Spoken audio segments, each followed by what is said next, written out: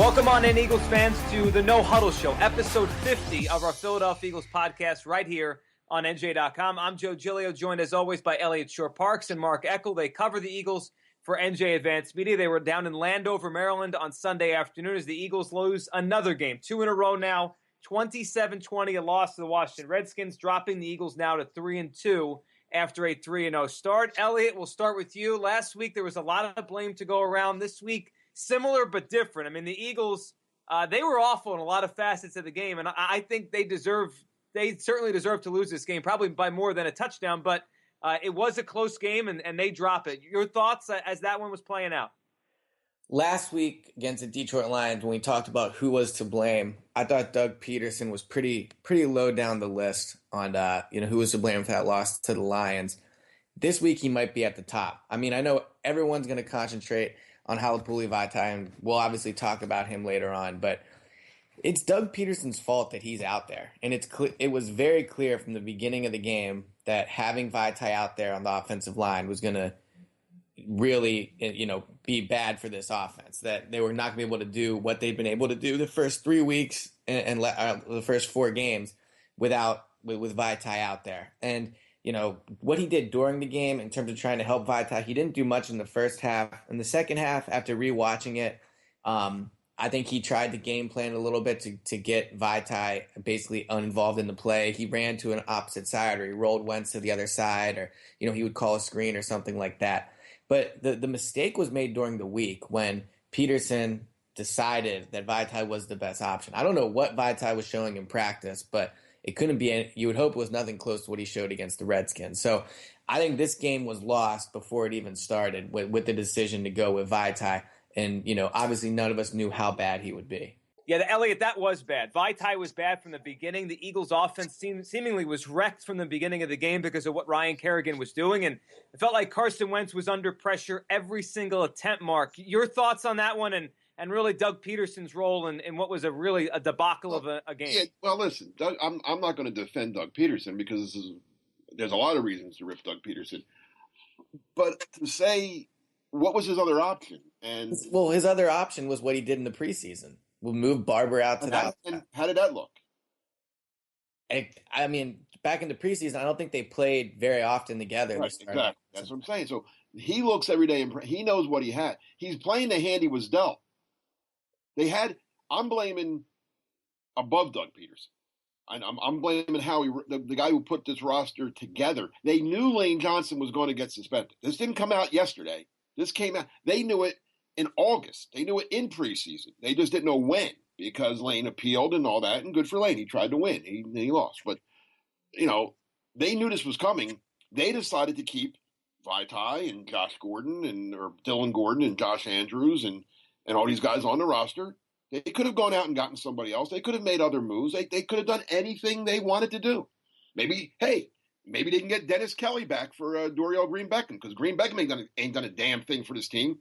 Maybe Dennis Kelly would have been a better right tackle. Everyone hated. Everyone thought that was the greatest trade of all time when the greatest general manager of all time pulled it off. But hey, what's the bigger need right now? So Doug put out the guy that he thought, watching practice every day, was the best guy.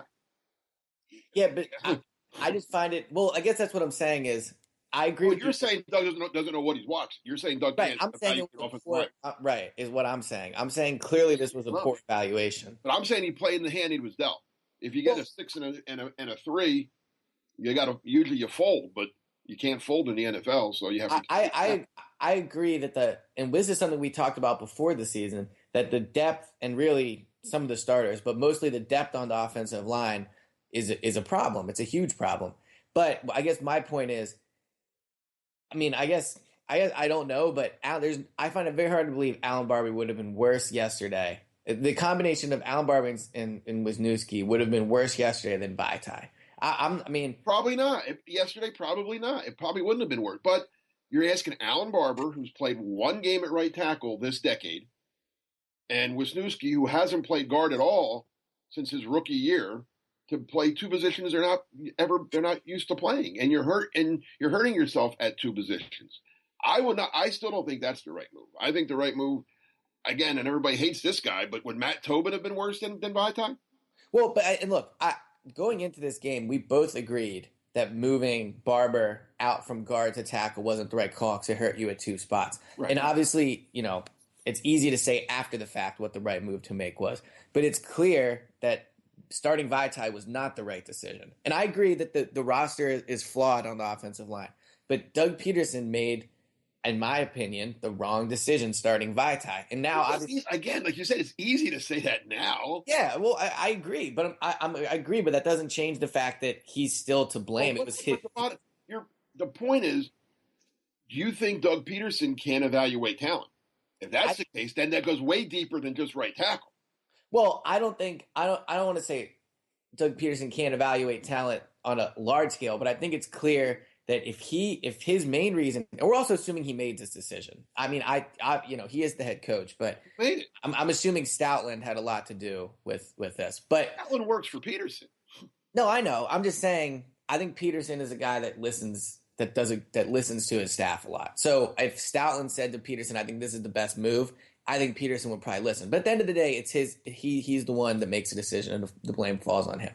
So I'm not saying Pederson can't evaluate talent. I'm just saying his main reason for starting Vaitai was what Vaitai was showing in practice. So clearly they were seeing something they liked in practice. Right. And clearly it wasn't good enough because Vaitai, Kerrigan's a tough matchup, but he looked awful. I mean, he looked completely outmatched. So whatever they saw, they did a bad job evaluating in the week leading up to this game. And I think that falls on Pederson. Absolutely.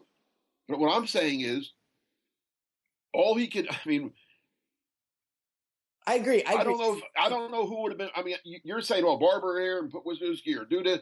We don't know. We don't know what that would have looked like because we didn't see that. All we saw was what we saw. That was Vaitai getting manhandled. But I guess an analogy I would use, and this leads in another part of the game, was when it was 4th and 24 on what ended up being their last offensive drive of the game. Right? It was 4th and 24, I think. Yeah. Right? Was it? Okay.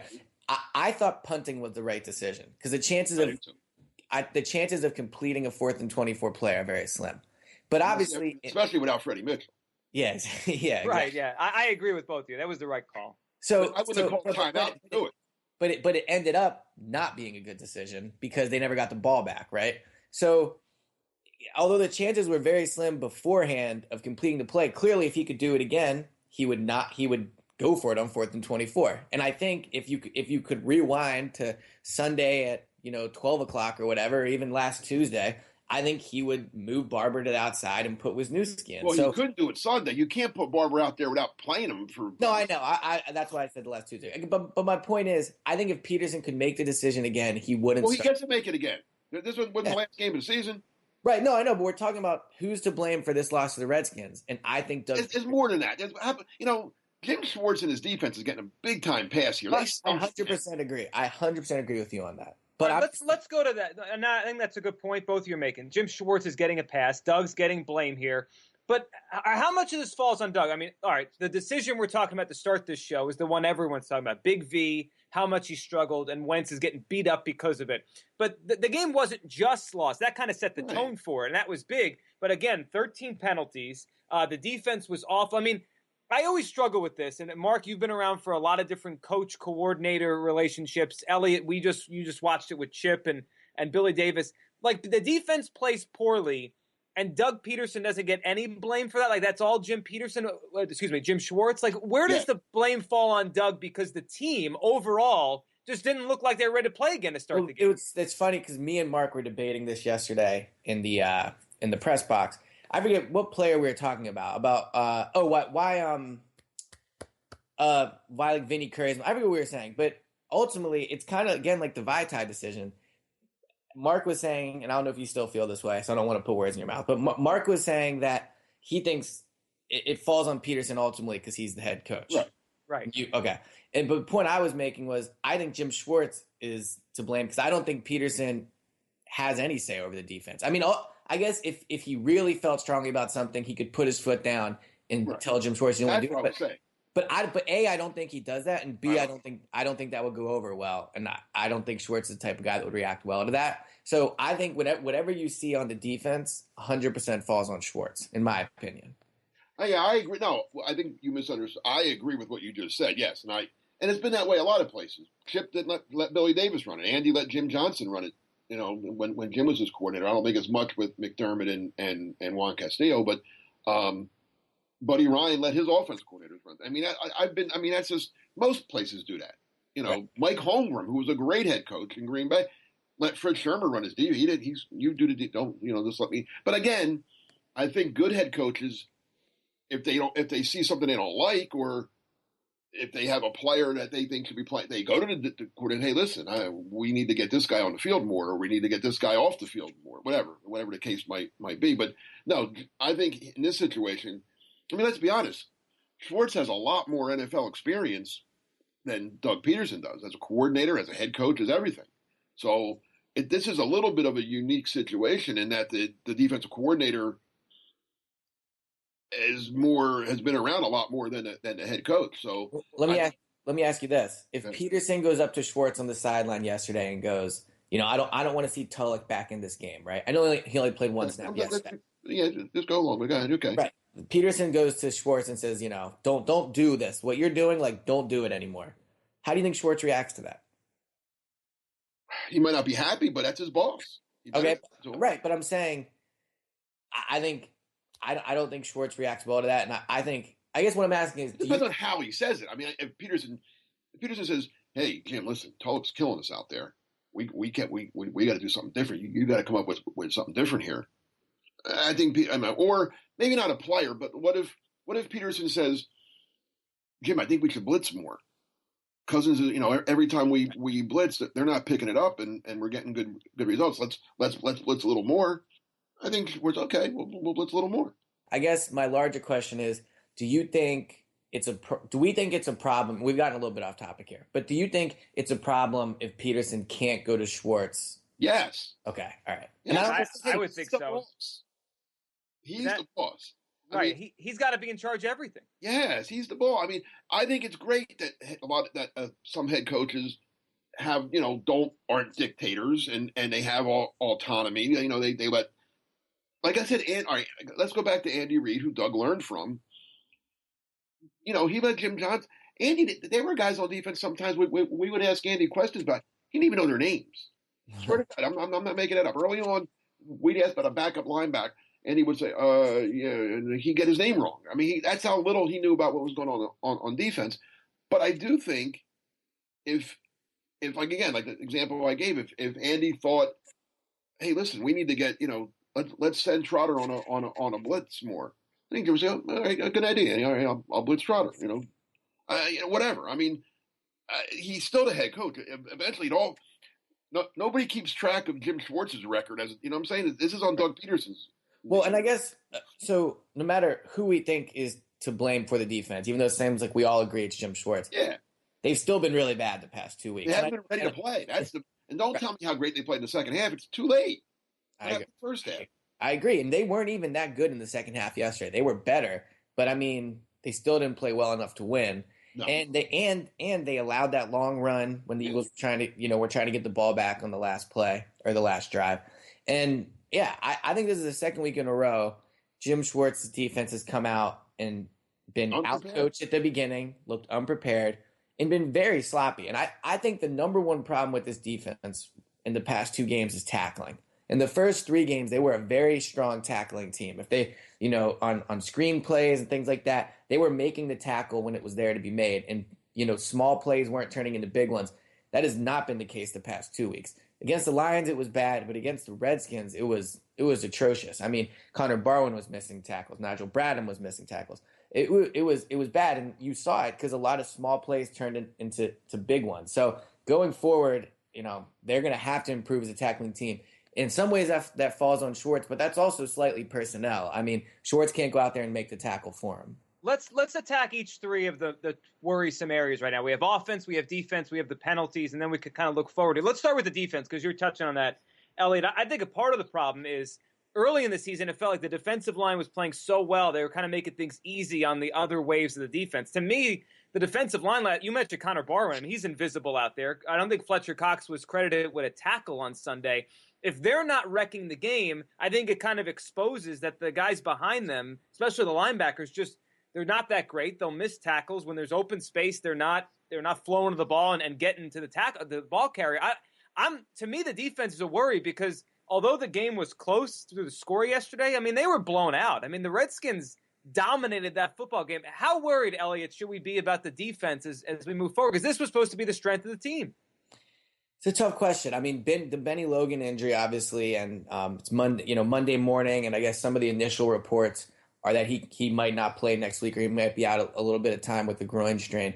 I think Bo Allen played well against the Redskins, but obviously losing Benny Logan is, he's probably your second best defensive lineman, and if you take into account the penalties that Fletcher Cox himself called stupid, Benny Logan might be one, just right up there with Cox. So losing Benny Logan is a big blow. But to me, I don't see why Vinny Curry isn't playing more. I mean, I know everyone's saying, Connor Barwin is playing well. I don't see it. And maybe Barwin's better against the run, but on that long run yesterday that ended with Rodney McLeod pulling the guy's hair. Let him score. What? You should have let him score. No, not that run. Oh, in like the first half of the first quarter. There were so many long runs, I get a moment. Yeah, right, exactly. Connor Barwin missed a tackle at the beginning. So, again, this goes back to Howie Roseman, but why isn't Vinny Curry playing? I mean, you gave him all this money, and Vinny Curry said leading up to the Redskins game, he was sure he would play more. Now that he's healthy, he's sure he'll play more. Well, he still only played 30% of the snaps, and he played, or I think it was maybe closer to 40%, but he played considerably less than Barner and Graham again. So the defensive line, you're right, is an issue. Now with Logan potentially out, Curry not playing as much, maybe it'll turn around, but they have not played well the past 2 weeks, and it exposes the secondary. I mean, Malcolm Jenkins wasn't good yesterday, even though he had to pick six. Jalen Mills, I thought, improved throughout the game, but he was bad early on. The Eagles don't have the personnel at cornerback to cover guys for 4, 5, 6 seconds. So yeah, the defensive line has to improve. There's no question about it. Mark, you look at the defense. What's the big problem here, and why have they gone from being a team that was giving up 9 points the first 3 weeks per game to one that now just feel? I mean, the Redskins did whatever they wanted to do on Sunday because they're not playing the Bears and the Browns anymore, Joe. Well, the Steelers were pretty good offense. Okay, the Steeler game was an aberration. It wasn't them goofy things that happen every couple years or so where it's just something and you can't. It's unexplainable as it is. But let's be honest. This team, everybody thought, they're 3-0 Super Bowl. No, I didn't redo my picks like everybody else did. Okay, I didn't redo mine. They beat the Bears and the Browns, and the Steeler game was I don't know what happened. But so you still think they're going to win 4 games? Closer to 4 than 11, like you said. Whatever. I redid mine to 10. But what I'm saying is, I thought you said 11. No, I said 10. But whatever. Go ahead. I'm just saying they're not that good. Okay, they beat the Bears and Browns. The Bears and Browns are 1-11. Everybody beats the Bears and Browns. Steeler game, I can't explain it. I'm at a loss for words. Redskins and Lions, they played like this is what I thought they were. I didn't think the defense was great, and they're not. They have good special teams. I don't know. I disagree. I think let's see how it plays out, okay?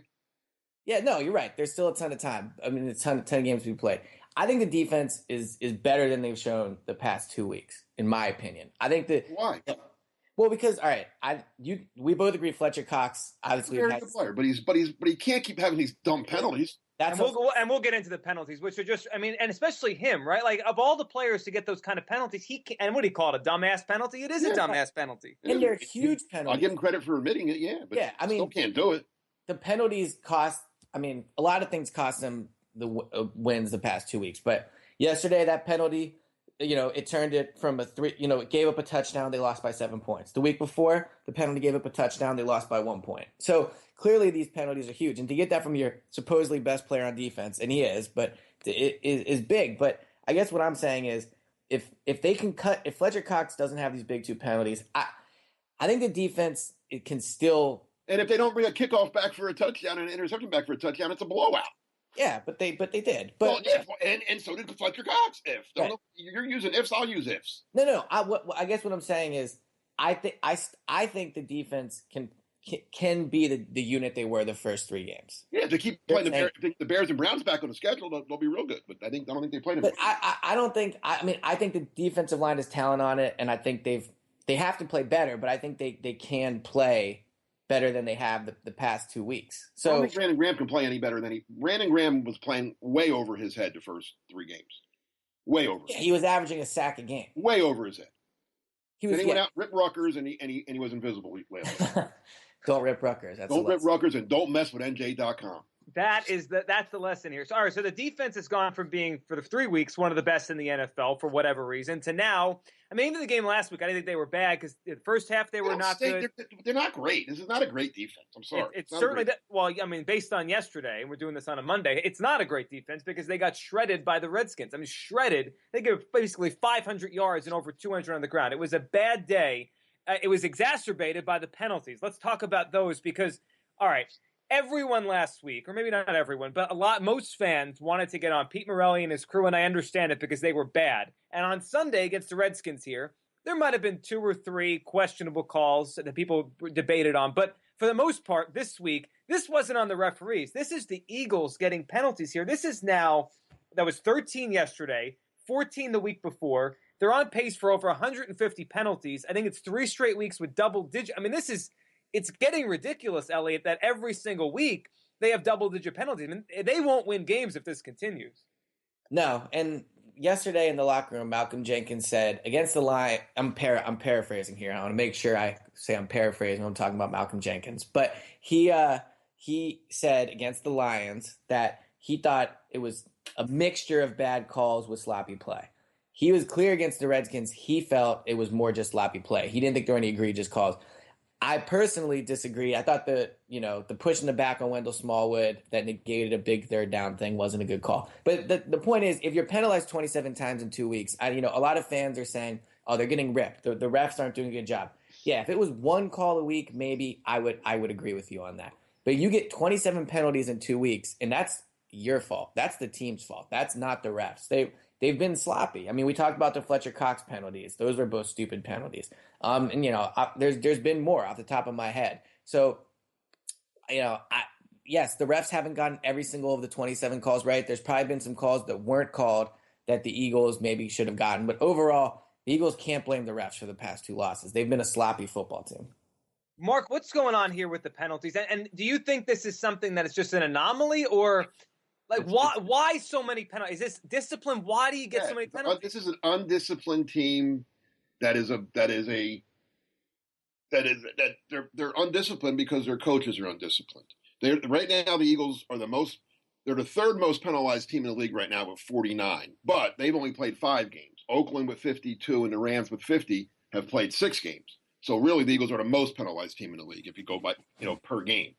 In 2010, your Detroit Lions were the 2nd most penalized team in the league. In 2011, your Detroit Lions were the 3rd most penalized team in the league. Who was the head coach of those Detroit Lions? Any want to guess? That'd be Jim Schwartz. Bingo! You win, Joe. Get the prize. His teams are always undisciplined. I think you bring up something interesting here. I mean, is this? Now, you're right. This is what you get with him. He's undisciplined. His teams are out of control. Look at Sue. Sue was a basket case in Detroit, and thrown out of games, suspended, this, that, and other thing. Schwartz never did anything about it.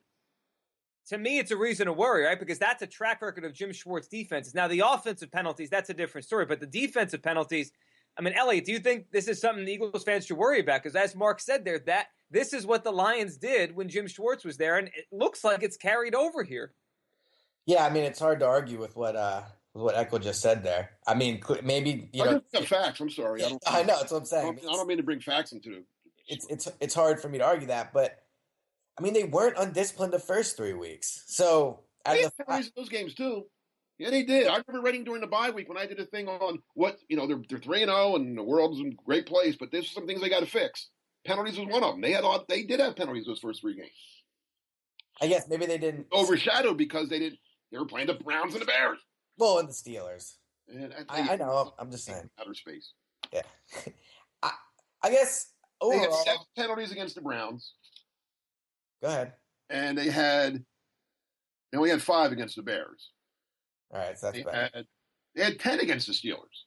That's a lot. All right, the game was the 5 against the Bears. All right, well, let me say this. So we've talked about the offense and defense and the penalties a little bit. Overall, I'm not ready to write the team off. It sounds like of course tackle. Is that fair? I'm not. You can do that. No, you can't. I'm asking. I'm saying. I still think despite these two losses, and there's definitely things they have to fix. I still think this team can be a playoff team. I think you're dreaming. Okay, so you don't think that's I'm with you, Elliot. I don't think the season is over. I think if you look at not over, of course it's not over. No, but if you take a step back, have you looked at this? Have you guys looked at the schedule? Yeah, well, and we should get into that, right? But the schedule is it's getting to the point where you look up and you look at the teams and what they look like right now. I don't know if I've ever seen a schedule like this because they might not see a team with a losing record the rest of the season. Like right now, as we stand today, they have one team on the schedule that currently has a losing record. And that's the Bengals. Well, the Eagles don't have a losing record. Just putting that out there. That's true. So, no, it's true. It's true, right? No. If you told me through 5 games they'd be 3-2 and they'd have the best point differential in the NFC still, I would have said everyone's going to sign up for that. It's just the way it's happened here, 3-0 to 3-2. The issue is the loss of Lane Johnson. Yes, right? That was coming. Well, here's the question: if they have Lane Johnson yesterday, do they win the game? Maybe. I don't know. They have a good chance to. Right. So he wouldn't have stopped the Redskins from running for 230 yards. That's true. No, but all right. Who knows how the game plays out differently? I'm not into hypotheticals. I'm sorry. But my point is the fact that they're 3-2, like the 2 straight losses, as Joe was just saying, it's how they've done it that's concerning because the Lane Johnson issue, which Mark is right, they saw that coming and they should have done something better about it. The last 2 games. What? Just in case you weren't aware, he's not coming back till week. Well, this is what I was going to say. The Lane Johnson issue, like we can talk ourselves into the defense playing better and all those things. Lane Johnson's not coming back, and so to me, that's the biggest problem going forward when you talk about this team. I think the defense will rebound. Maybe I'll be wrong about that. Who knows? I think Carson Wentz is really good. So I think if you have a good quarterback and a good defense, you're going to be in a lot of games.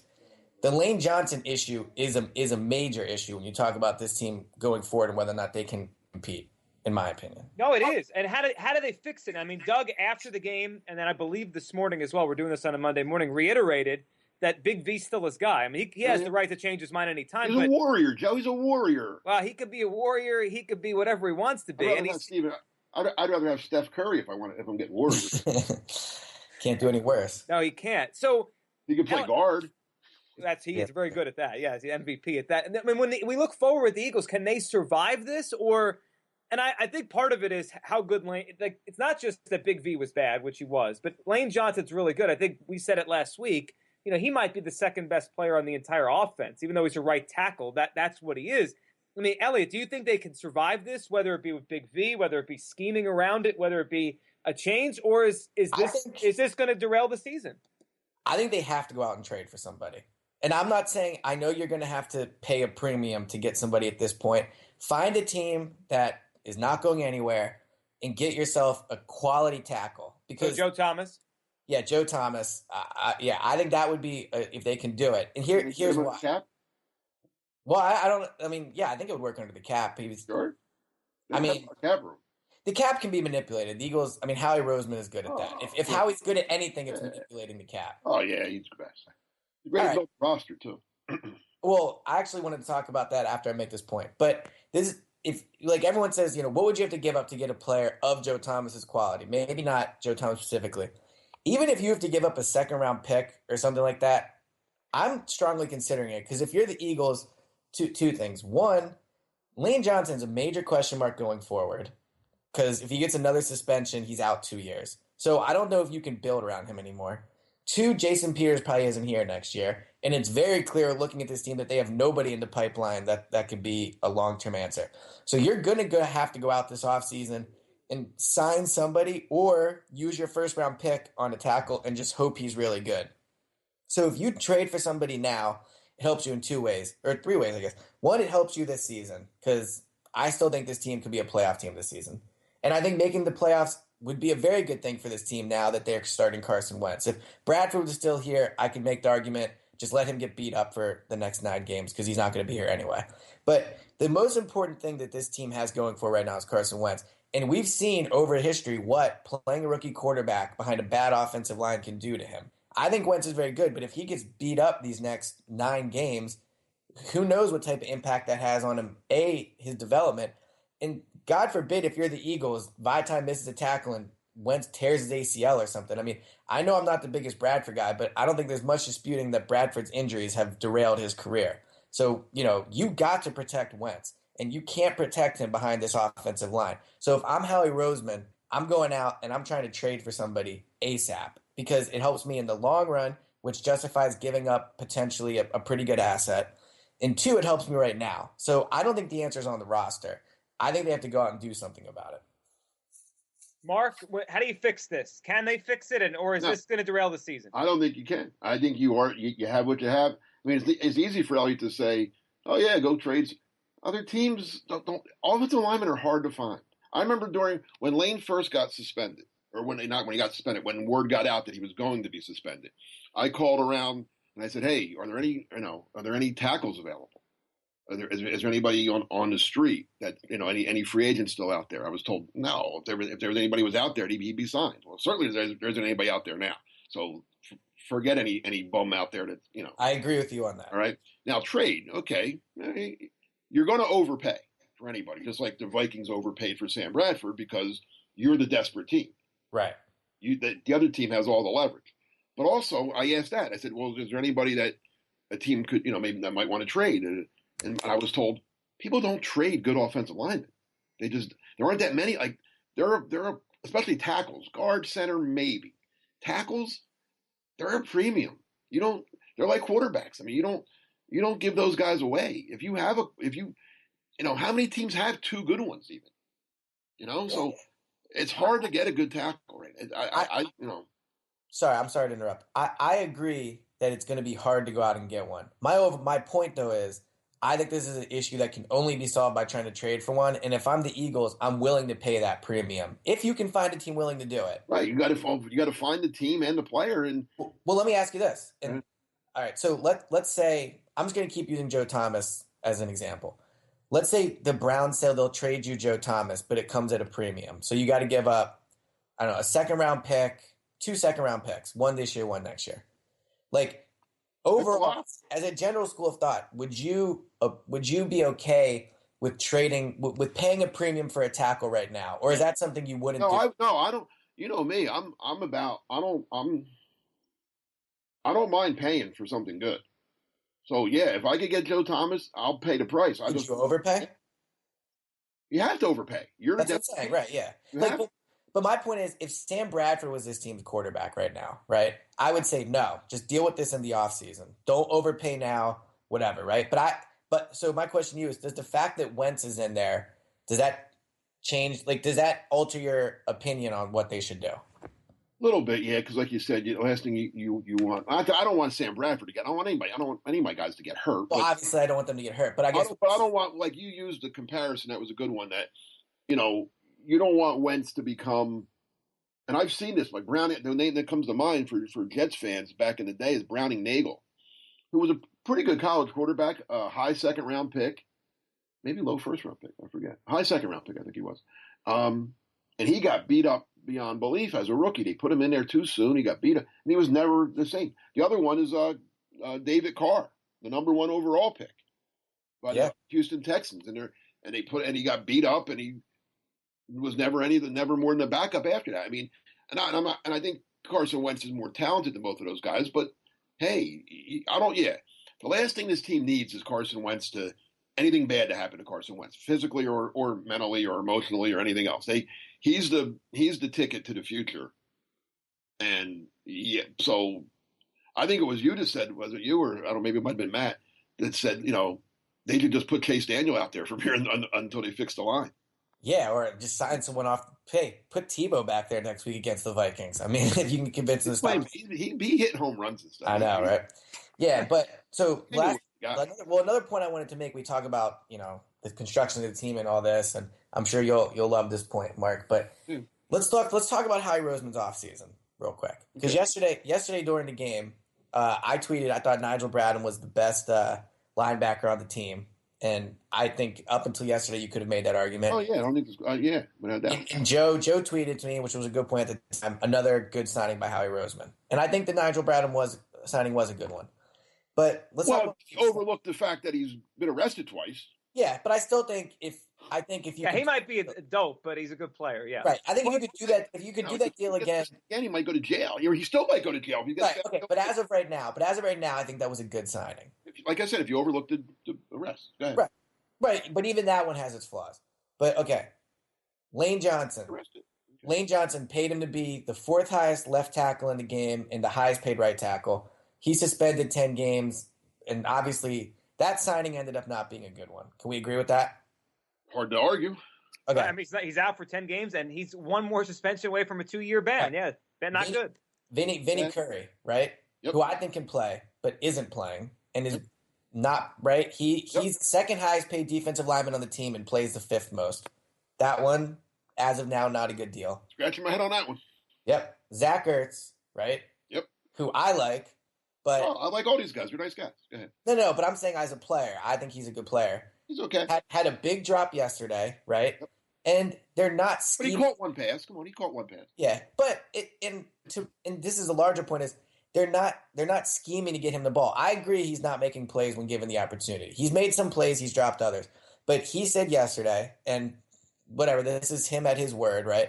That he knew going into the game that he was not going to be a part of the game plan, and it's been that way the past few weeks. So obviously he feels they're not trying to get him the ball. Whether that's right or wrong, whatever. He doesn't think the coaches are. So Lane Johnson, Lane Johnson, Vinny Curry, Zach Ertz. Those were the three big deals this offseason. Am I missing? And Fletcher Cox, who has almost caught – I still think he was defensive player of the month for September, but he's had two really bad penalties the past 2 weeks. This is October now. Right. So the first three I mentioned, definitely I think you can scratch your head at. Fletcher Cox one, I thought they overpaid, but whatever. I think he's been a good player. So this offseason by Howie Roseman, outside of Carson Wentz, is starting to look a lot more shady. Yes. Than at the time. And you forgot. No, another good signing. They've had two good signings. If you look the other way on the fact that he gets arrested every other month, right? Rodney McLeod's a good signing. Rodney McLeod and Brandon Brooks has been a good signing. Let me throw one more in. Maybe you're going to touch on him, Elliot, but I just want to throw this one in. I was watching yesterday. I had the Red Zone on, and I had some of the other games on while I was watching the Eagles. And in the second half of the Bengal-Patriot game, I knew you were going there. Go ahead. Eric Rowe was covering A.J. Green, and he was doing a pretty good job. And there's some pieces up today in the Boston papers about how Eric Rowe is fitting into Bill Belichick's defense. Yeah, I bring this up not so much because Eric Rowe's playing well, which I don't think we're surprised Belichick's figuring out a way to use him, but because yesterday in the Eagle game they dressed only three corners, and Malcolm Jenkins clearly, and I don't blame him, he couldn't cover Crowder. Like, he can't stay with that guy at this point of his career. And the Eagles dressed three corners yesterday. So and Leotis McKelvin has been a disaster. Ron Brooks can't play. The two cornerbacks they signed to be their starting cornerbacks can't play. Ron Brooks and Leotis McKelvin can't play, and they're relying on Mills, who I think is a gamer, and I think he's a rookie 7th round pick. Right. There's going to be, I think he's a pretty good player. He probably will become a good one, but there's, like you said, Mark, he's a 7th round pick, and there's going to be good with bad, which that's what you expect. Right. But Eric Rowe trade was dumb. It was dumb when they did it. It'll be dumb. I'm telling you, in the Super Bowl, the last drive is going to be the Vikings driving for the winning score. And it's either Bradford is going to beat Rowe for the winning touchdown, or Rowe's going to pick him off to save the game for the Patriots. I'll bet on Belichick against Bradford. But anyway, here's the overall. Beat him last year. Here's overall though, I'll say, because I'm sure Eagles fans listening to this right now are getting not feeling great. Maybe they shouldn't. But all these moves we just mentioned, obviously they matter clearly, right? But it does seem like Howie Roseman got the Carson Wentz evaluation and trade correct, and that. Or got lucky that the Rams took Goff. Whatever, but he still ended up with Wentz. So, excuse me. If that proves to be correct like it is, that does a lot to offset a lot of these other moves that right now aren't looking very great. You forgot Ruben Randall and Chris Gibbon. How they playing? Yeah. All right. Hey, I'm not defending Howie. I'm just bringing up the other moves. That's all. Right. Joe said that was another good move by Howie. So I'm asking how to handle Ruben Randall and Chris Gibbon. That one didn't end up working out. Because they don't need a wide receiver. And at the time of the deals, I think I was arguing with another media member. It wasn't either you or Matt. And I was saying, like, you had to know you argue with other people. That's good. Yeah, right. I was like, you can't judge these moves yet. Like, yes, they look like good deals, but who knows how they're going to work out. Like you can sign someone below market value with the idea that they're going to improve, but they have to improve first. They have to improve for it to end up being a good signing. And like I just mentioned, the 3 ones, Lane Johnson, Zach Ertz, and Vinny Curry, none of those 3 players have taken a step forward this season. You can make the argument all of them have taken a step back, definitely with Lane Johnson. So, I just think, just to revisit the Howie Roseman offseason, those moves ended up not being as good as everybody thought at the time. Yeah, it's and there's going to be more of this that will play out, and on some of these, our opinions will continue to change, but it is an interesting look, Elliot. All right, let's wrap with this. The Viking game comes up Sunday, Sam Bradford's return. It feels like it's not the talking point today because there's so much off the game yesterday and the 2 straight losses, but it will be an interesting story all week. All right, I'll throw this out there to you before we look at the schedule quickly because it's difficult moving forward. I feel like this is a huge week for the defense, not only because it's Bradford, but because the Vikings don't have either of their starting tackles. Their wide receivers, although pretty good, it's not like you're facing Julio Jones. It's kind of a nondescript group. Like, this should be a week the Eagles' defense bounces back and helps them stay in this game. Do you guys agree, or do you think they're just going to get railroaded on Sunday? Elliot? The Eagles are beating the Vikings this week. There we go. I'm telling you this right now. I think they match up well with if their defense shows up. I told you they were going to beat the Steelers. They beat the Steelers. I also said they beat the Lions and the Redskins, so that's fine. But whatever. You say you win every game. You pick them every week. You have to pick them. But to be fair, I was really close picking them to losing against Redskins. I was on the fence about that one. Yeah. I was gonna hit the lottery too. You picked them to beat the Redskins too. I'll pick them every week except this week. All right. I like to pick them to win, and when they lose, it's like, good. I picked that. Right. I think they're beating the Vikings. I think they match up well, like Joe said. I think their offense is better than the Vikings' offense, and obviously the Vikings' defense is better than the Eagles' defense. But I think they're closer, in my opinion, than the difference between the Vikings' offense and the Eagles' offense. Who do you like in the coaching department? All right, yeah, I like Zimmer. I'm just asking. Yeah, I like Zimmer. All right, well, what do you think about this? I think they're winning. I picked the Vikings to go to the Super Bowl. I don't think they're going to lose to the damn Eagles.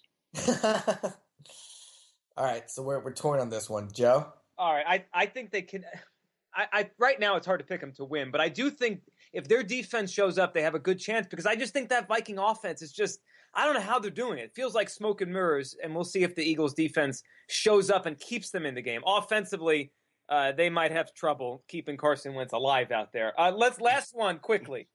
Next 5 games. All right, they're 3-2 right now. The next 5 games are Minnesota, at Dallas, at the Giants, Atlanta, Seattle. So in the next 5 weeks, they're going to play the 4 first-place teams in the NFC with a trip to the Giants sandwiched in there. What's their record after 10 games? They're 3-2 right now. So what's their record these next 5 games? I'm going to put you on the spot quickly to end this one.